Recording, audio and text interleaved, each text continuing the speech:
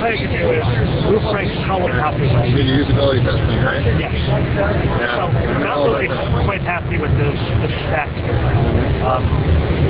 And quite honest, we probably will end up doing a little bit of work over here. One thing we realized is version 2 does a lot of things very well. Version 3 does things well, but I think we abandoned some things in version 2 as well. So we went back and we said, hey, the stack was beautiful in version 2. It just intuitive. It lives in the right place. So that's something that we revisited. Maybe the stack should go back to the left side of the screen. It's unusable space. Let's use it. Right. Oh yeah, no, the stack was awesome. And so, where was the stack before you made the change? Well, actually, the stack used to be an invisible zone that would pop up as necessary. We hated that. So we moved the stack here. So the stack actually runs left to right of this version of the slide. But the latest version of the slide, the one that's in build right now, getting built right now, the stack is going to reside over here. So although a lot of players have come up to me saying, hey, we're running classic mode. I don't think there'll be a need for that because this will be very comfortable and familiar. I know a lot of people are concerned about screen viewing too. We've actually solved the 3D issue. As soon as we don't have a 3D card, we'll have to rely on a software renderer. So we're going to have a software renderer for people that don't have a 3D card. It's not really require an upgrade. It's to seamlessly deploy to the community and have it work. Right. Well, in particular, have a lot more options. Right. Oil animation, getting rid of lighting effects, things like that, and rely on the software renderer in order to what about the server? How confident are you in its stability, etc.? We rewrote the whole server infrastructure.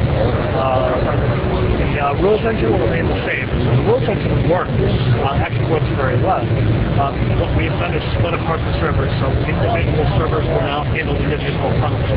You'll have a chat server, you'll have a trade server, you'll have the frontline server that determines kind of traffic comes. That will kind of roll out responsibilities to each of the other servers. So, unfortunately, the rest of one of the chat server gets a glitch, it's not bringing down the whole team. The chat goes down for a couple minutes while we're repeating the server. So, I'm very confident, very scalable, meaning as we grow, it grows with us. Right. So are you still running each server still running its own machine, or something that is very kind of simplistic view. As we grow, we just add servers. And we've designed it. We've asked the development team to make it infinitely scalable. Now that's a tall order. We wanted at launch 10,000 concurrent. 10,000 concurrent users, the ability to move 15, 20, 25 very quickly, very easily. Now, how many do you typically have right now? Say you had a release week. How many concurrent users do you we peak out at about 4,500. Yeah. Okay. Yeah, depending on the release. Right. And then at that point, the server has to start denying logins at a big release. Like I remember Ravnica was. Yeah, there was a couple denied logins. We do our best at that point to add either login servers or get rid of people with multiple. Right, exactly. Yeah, the box. Yeah, that's It's simply a re-merchandised version of the Magic Online store right now. The difference being that everything is going to be within the client, no separate login.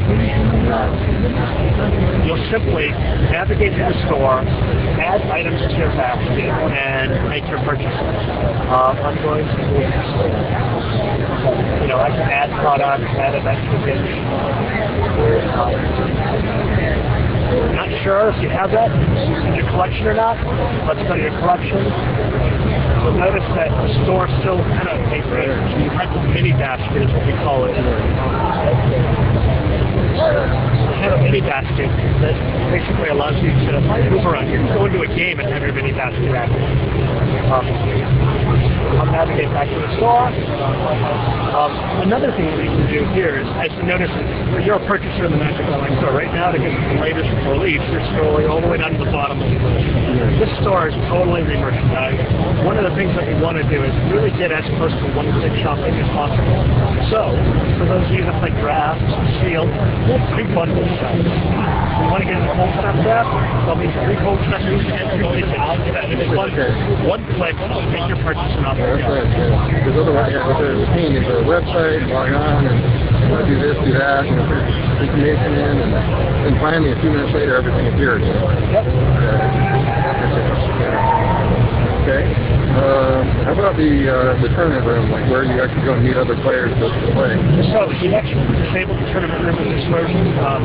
We had it skimmed in such a way that we weren't happy with. Kind of have a dungeon feel to it.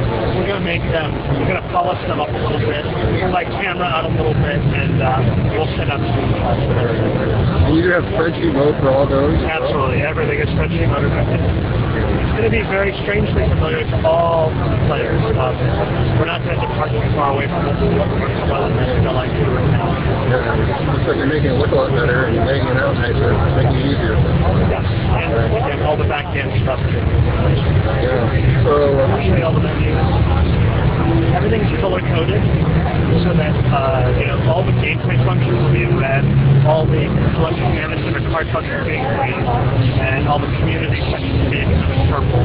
This color palette being changed a little bit, felt it was a little bit techy, back to magic colors.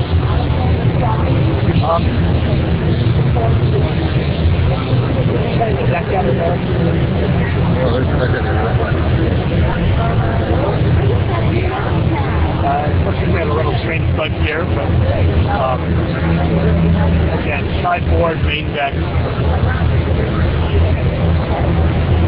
the wild mongrel causing trouble again.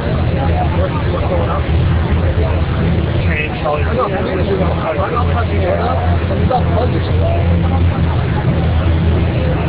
yeah, we're having a little bit of a graphic here.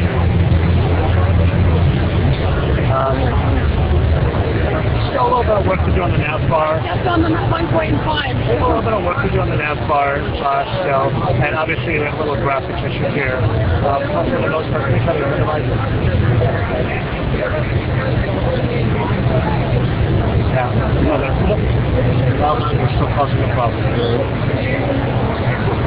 So, I guess what is your latest public information about when the beta will come? So our latest release window right now is first half of 2007. After that UI test, we wanted to revisit some of the decisions that we made on the dual screen system. Right. So you said the release is first half of 2007. Beta would be before that. Beta would precede that by 3 months. It's not being 3 months of beta. Right. 3 months of large scale beta. Right. We'll probably have a kind of friends and family type of beta, even months before that. So I'd expect something early January, February. Very small, close beta, maybe our 4 testers. And then as we move forward, it'll get larger and larger, even to the point where we'll have a free play time. We'll probably be managing our beta through a file plan in, IGN, which is arrangement, world